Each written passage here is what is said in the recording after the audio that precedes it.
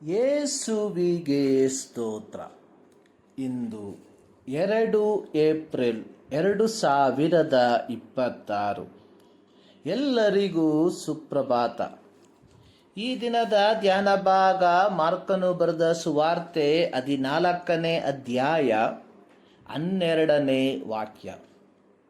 ಹುಳಿಯಿಲ್ಲದ ರೊಟ್ಟಿಯ ಹಬ್ಬದ ಮೊದಲನೆಯ ದಿವಸ, ಅಂದರೆ ಪಸ್ಕದ ಕುರಿಮರಿಯನ್ನು ಕೊಯ್ಯುವ ದಿವಸ, ಆತನ ಶಿಷ್ಯರು, ನೀನು ಪಸ್ಕದ ಊಟ ಮಾಡುವಂತೆ ನಾವು ಎಲ್ಲಿ ಹೋಗಿ ಸಿದ್ಧ ಮಾಡಬೇಕೆನ್ನುತ್ತಿ ಎಂದು ಆತನನ್ನು ಕೇಳಲು, ಇಸ್ರಾಯೇಲ್ಯರು ಐಗುಪ್ತದಲ್ಲಿ ದಾಸತ್ವದಲ್ಲಿದ್ದಾಗ ಯೆಹೋವನು ಮೋಶೆಯ ಮೂಲಕ ಇಸ್ರಾಯೇಲ್ಯರಿಗೆ ತಿಳಿಸಿದ್ದೇನೆಂದರೆ, ಈ ತಿಂಗಳಿನ 10ನೇ ದಿನದಲ್ಲಿ ನಿಮ್ಮ ಗೋತ್ರಗಳ ಪ್ರತಿಯೊಂದು ಮನೆಯವರು ಪೂರ್ಣಾಂಗವಾದ 1 ವರುಷದ ಕುರಿಮರಿಯನ್ನಾಗಲಿ ಆಡು ಮರಿಯನ್ನಾಗಲಿ ತೆಗೆದುಕೊಂಡು 14ನೇ ದಿನದ ಸಂಜೆಯ ವೇಳೆಯಲ್ಲಿ ಅದನ್ನು ಕೊಯ್ಯಬೇಕು.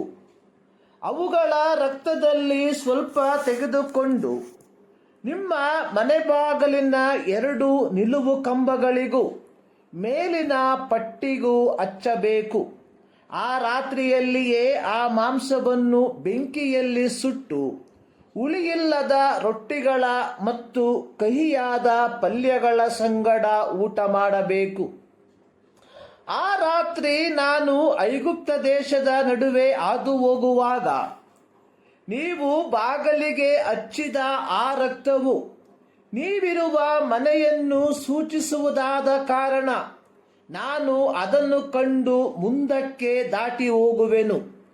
ನಾನು ಐಗುಪ್ತರನ್ನು ಸಂಹರಿಸುವಾಗ ನಿಮಗೆ ಯಾವ ಹಾನಿಯೂ ಆಗುವುದಿಲ್ಲ. ಈ ದಿನವು ನಿಮಗೆ ಜ್ಞಾಪಕಾರ್ಥಕವಾಗಿರುವುದರಿಂದ ಯೆಹೋವನ ಘನಕ್ಕಾಗಿ ಹಬ್ಬವನ್ನು ಮಾಡಬೇಕು. ವಿಮೋಚನಕಾಂಡ 12ನೇ ಅಧ್ಯಾಯ 1ರಿಂದ 13 ವಾಕ್ಯ. ಯೇಸುವಿನ ಐಹಿಕ ಸೇವೆಯ ಕೊನೆಯ ಗಳಿಗೆಯಲ್ಲಿ ಪಸ್ಕ ಹಬ್ಬವು ಬಂದಿರಲಾಗಿ, ಯೇಸು ತನ್ನ 12 ಮಂದಿ ಶಿಷ್ಯರೊಂದಿಗೆ ಪಸ್ಕ ಹಬ್ಬವನ್ನು ಆಚರಿಸುವುದಕ್ಕೆ ನಿಶ್ಚಯಿಸಿ, ಪೇತ್ರ ಯೋಹಾನನಿಗೆ, ನೀವು ಹೋಗಿ ನಾವು ಪಸ್ಕದ ಊಟ ಮಾಡುವಂತೆ ಸಿದ್ಧ ಮಾಡಿರಿ ಎಂದು ಅವರನ್ನು ಕಳುಹಿಸಿದನು. ಅವರು ಯೇಸುವಿನ ಅಣತಿಯಂತೆ ಹೋಗಿ ಪಟ್ಟಣಕ್ಕೆ ಹೋದಾಗ ತುಂಬಿದ ಕೊಡವನ್ನು ಹೊತ್ತುಕೊಂಡು ಬರುತ್ತಿದ್ದ ವ್ಯಕ್ತಿಯನ್ನು ಕಾಣಲಾಗಿ, ಅವರು ಅವನಿಗೆ, ನಮ್ಮ ಬೋಧಕನು ತನ್ನ ಶಿಷ್ಯರ ಸಂಗಡ ಪಸ್ಕದ ಊಟವನ್ನು ಮಾಡುವುದಕ್ಕೆ ಭೋಜನ ಶಾಲೆ ಎಲ್ಲಿ ಎಂದು ಕೇಳುತ್ತಾನೆ ಅನ್ನಲು, ಅವನು ಸಿದ್ಧವಾದ ಮೇಲಂತಸ್ತಿನ ಕೊಠಡಿಯನ್ನು ತೋರಿಸಿದನು. ಊಟಕ್ಕೆ ಮುಂಚಿತವಾಗಿ ಯೇಸು ತನ್ನೊಂದಿಗಿದ್ದ ಶಿಷ್ಯರನ್ನು ನೋಡಿ ಹೇಳಿದ್ದೇನೆಂದರೆ, ನಿಮ್ಮಲ್ಲಿ ಒಬ್ಬನು ನನ್ನ ಬಟ್ಟಲಲ್ಲಿ ಕೈ ಎದ್ದುವವನೇ ನನ್ನನ್ನು ಹಿಡುಕೊಡುವವನು ಎಂದು ಹೇಳಿದನು.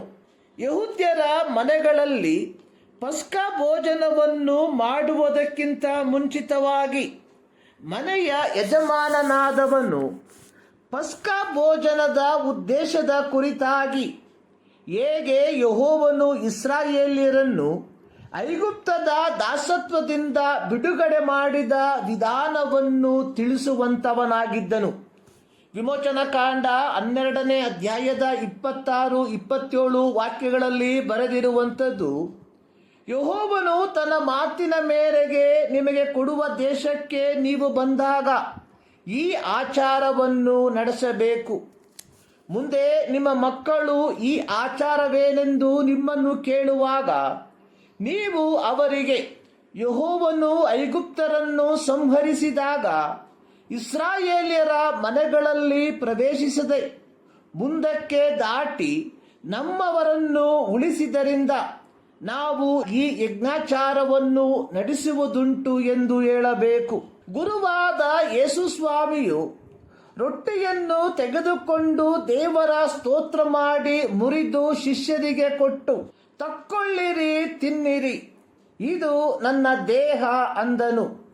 ಆಮೇಲೆ ಪಾತ್ರೆಯನ್ನು ತೆಗೆದುಕೊಂಡು ಸ್ತೋತ್ರ ಮಾಡಿ ಅವರಿಗೆ ಕೊಟ್ಟು, ಇದರಲ್ಲಿರುವುದನ್ನು ಎಲ್ಲರೂ ಕುಡಿಯಿರಿ, ಇದು ನನ್ನ ರಕ್ತ, ಇದು ಒಡಂಬಡಿಕೆಯ ರಕ್ತ, ಇದು ಪಾಪಗಳ ಕ್ಷಮೆಗಾಗಿ ಬಹು ಜನರಿಗೋಸ್ಕರ ಸುರಿಸಲ್ಪಡುವ ರಕ್ತ ಅಂದನು. ಯೇಸು ಸ್ವಾಮಿಯು ರೊಟ್ಟಿಯನ್ನು ತನ್ನ ದೇಹಕ್ಕೆ, ದ್ರಾಕ್ಷಾರಸವನ್ನು ತನ್ನ ರಕ್ತಕ್ಕೆ ಹೋಲಿಕೆ ಮಾಡುವುದರ ಮೂಲಕ ಈ ಒಂದು ಪಸ್ಕ ಹಬ್ಬದಲ್ಲಿ ಒಂದು ಹೊಸತನವನ್ನ ಸ್ಥಾಪಿಸಿದನು. ಪೌಲನು ಕೊರಿಂಥ ಸಭೆಗೆ ಪತ್ರಿಕೆಯನ್ನು ಬರೆಯುವಾಗ ಅಲ್ಲಿ ಹೇಳಿರುವಂಥದ್ದು, ನೀವು ಈ ರೊಟ್ಟಿಯಲ್ಲಿ ತಿಂದು ಈ ಪಾತ್ರೆಯಲ್ಲಿ ಪಾನ ಮಾಡುವಷ್ಟು ಸಾರಿ ಕರ್ತನ ಮರಣವನ್ನು ಆತನು ಬರುವ ತನಕ ಪ್ರಸಿದ್ಧಪಡಿಸುತ್ತೀರಿ. ಮನುಕುಲದ ಪಾಪಗಳ ಕ್ಷಮಾಪಣೆಗಾಗಿ ಸುರಿಸಲ್ಪಟ್ಟ ಯೇಸುವಿನ ರಕ್ತದ ಮೂಲಕ ಪಾಪ ಕ್ಷಮಾಪಣೆಯನ್ನು ಹೊಂದಿಕೊಂಡಿರುವ ಕ್ರೈಸ್ತರು ಪಾಪರಹಿತವಾದ ಜೀವಿತವನ್ನು ಜೀವಿಸುವವರಾಗಿ ಈ ಒಂದು ಸೇವೆಯಲ್ಲಿ ಭಾಗಿಯಾಗತಕ್ಕದ್ದಾಗಿದೆ. ಪೌಲನು ಕೊರಿಂಥ ದೇವಜನರಿಗೆ ಹೇಳಿರುವಂಥದ್ದು, ಯಾವನಾದರೂ ಅಯೋಗ್ಯವಾಗಿ ಕರ್ತನ ರೊಟ್ಟಿಯನ್ನು ತಿಂದರೆ, ಆತನ ಪಾತ್ರೆಯಲ್ಲಿ ಪಾನ ಮಾಡಿದರೆ, ಅವನು ಕರ್ತನ ದೇಹಕ್ಕೂ ರಕ್ತಕ್ಕೂ ದ್ರೋಹ ಮಾಡಿದವನಾಗಿರುವನು. ಪ್ರತಿ ಮನುಷ್ಯನು ತನ್ನನ್ನು ಪರೀಕ್ಷಿಸಿಕೊಂಡವನಾಗಿ ಈ ರೊಟ್ಟಿಯನ್ನು ತಕ್ಕೊಂಡು ತಿನ್ನಲಿ, ಈ ಪಾತ್ರೆಯಲ್ಲಿ ಕುಡಿಯಲಿ. ಕರ್ತನ ದೇಹವೆಂದು ವಿವೇಚಿಸದೆ ತಿಂದು ಕುಡಿಯುವವನು ಹಾಗೆ ತಿಂದು ಕುಡಿಯುವುದರಿಂದ ನ್ಯಾಯ ತೀರ್ಪಿಗೆ ಒಳಗಾಗುವನು. ಪ್ರಿಯರೇ, ಕರ್ತನ ಭೋಜನ ಪವಿತ್ರತೆಯಿಂದ ಕೂಡಿರಲಾಗಿ ಇದರಲ್ಲಿ ಭಾಗಿಗಳಾಗುವಂಥವರು ತಮ್ಮನ್ನು ಪವಿತ್ರತೆಯಲ್ಲಿ ಕಾಪಾಡಿಕೊಳ್ಳತಕ್ಕದಾಗಿದೆ.